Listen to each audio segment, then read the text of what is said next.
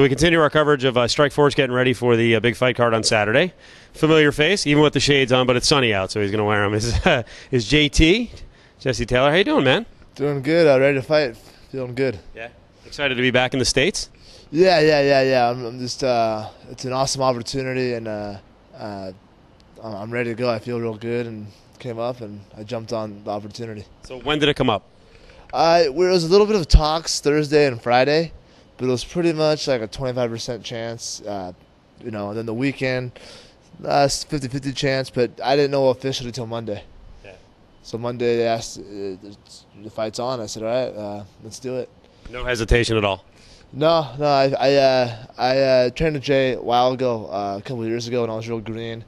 But I'm still in. I had a fight a couple weeks ago too over in Japan on Dream, and I know how to balance it out pretty well. I mean, I took maybe a couple of days off after the Dream fight, but still always staying in shape, running, doing some cross training stuff, and I'm a big believer in that stuff too. And then jump right back into training with the best guys in the world. So I just think it's an awesome opportunity for me.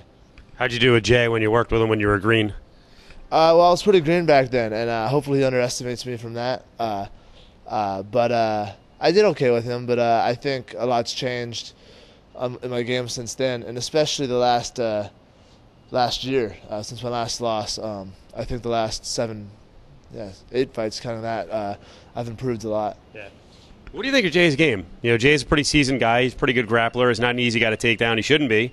Yeah. Working at Extreme Couture, they have all those great wrestlers. So you're going to have to adjust your plan a little bit because you've been really smashing people, getting them to the ground pretty quick.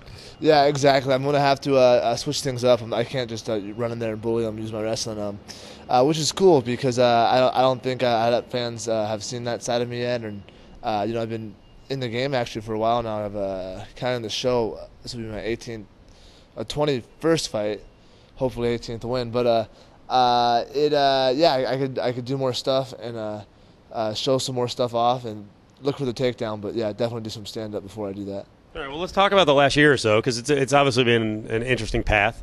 You wind up getting booted initially from UFC, you get your chance. You don't come up with a great effort there against Holloway, and then you kind of go out on the road, kind of that free agent route, and you're fighting a lot. So, did you anticipate doing this well? And has it turned out to be a better experience than you thought? I definitely envisioned I wasn't going to give up from that lone UFC appearance. I don't want to make there was a lot of pressure on me back then, and I was kind of young and dumb, and I think I've learned my lesson, and I have a lot to prove since that whole thing. I think I should have, could have won the show, but it's all right. Things worked out. Things work out for a reason, and I think this is the best path for me. And I learned a lot the last year and just want to keep on plugging away. Was there a turning point? I mean, if I pointed to someone like a Drew Fickett, because I think a lot of people saw that matchup and they're like, whoa, this is going to be a tough one. And, you took care of him. That was a pretty good upset.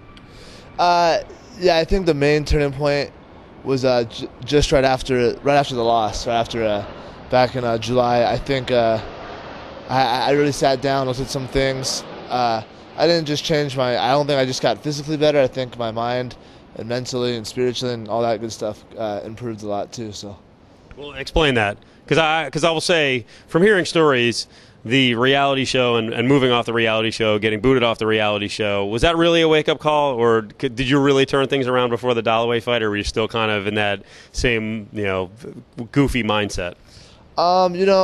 Even today I'm still the same person, but I've changed. I've changed in how I look at the fight, how I look at fighting, how being in the fame and spotlight, all that stuff. I got used to that, been there and done that, and I just want to keep humble and just take one fight at a time. And don't even my past victories, they're good and all, but it's still you're not as good. You're only as good as to your next fight, not your last fight. So. Mm-hmm.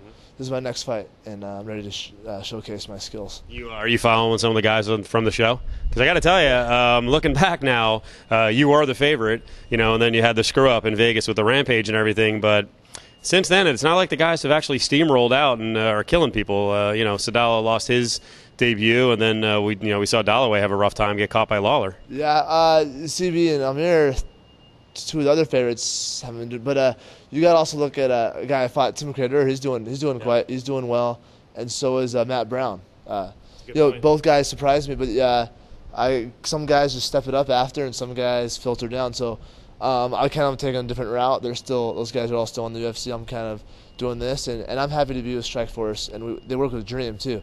And I think it's just a different route, but I like where I'm at, and I'm not bashing UFC, but I'm really happy being with Strikeforce and Dream. No, I mean, it's a cool opportunity, too, because if you do have the opportunity to step in for someone on short notice, all of a sudden you could be in there with someone who's a huge name, and Hieron's a pretty big name, but there's, as a free agent, it gives you a lot of chances to potentially step up against someone big.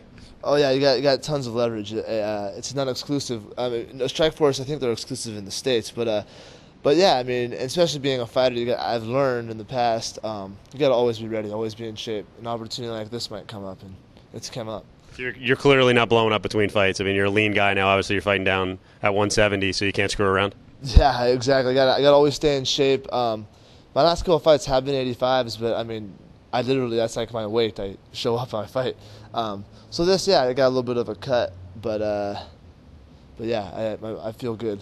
All right, good deal. Tired, but good. There you go. All right, we wish you luck. Big opportunity here, and looking forward to seeing the fight. Awesome. Thank you.